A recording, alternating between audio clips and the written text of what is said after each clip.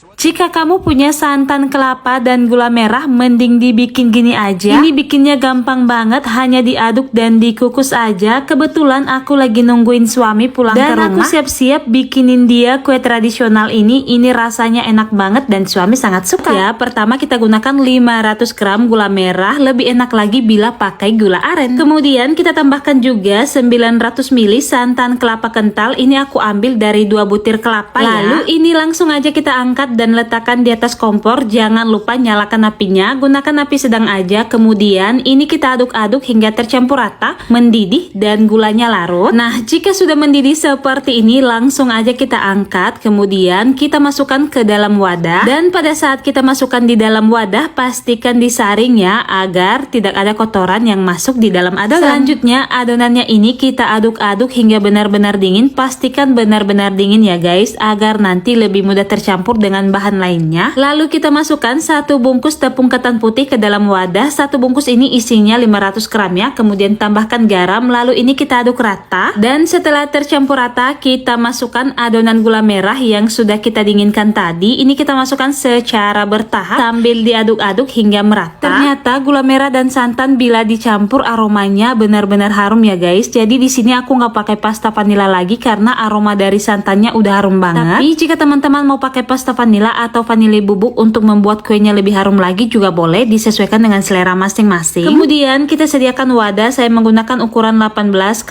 7 cm.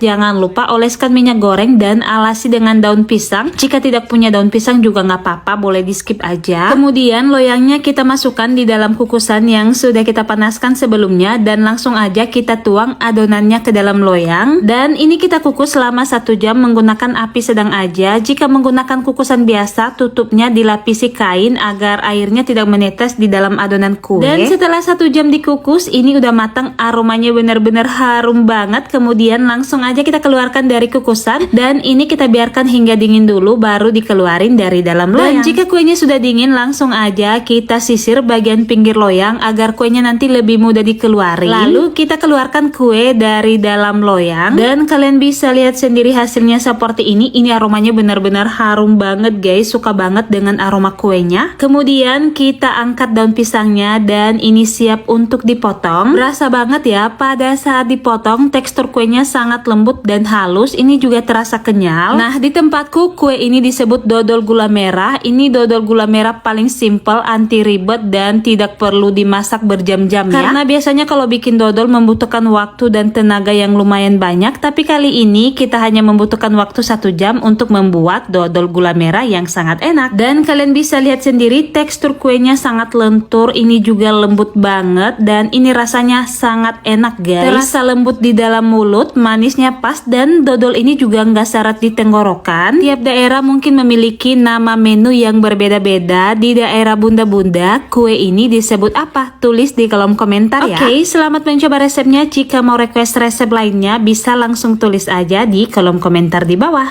Hasan bin Ali, kata lelaki tua sambil menunjuk sebuah rumah. Akhirnya pengemis tua itu dengan lahap menikmati lezatnya jamuan menu berbuka puasa yang disediakan oleh ruan rumah Sayyidina Hasan bin Ali. Lalu pengemis tua itu menyisakan makanan dan membungkusnya. Melihat kejadian ini,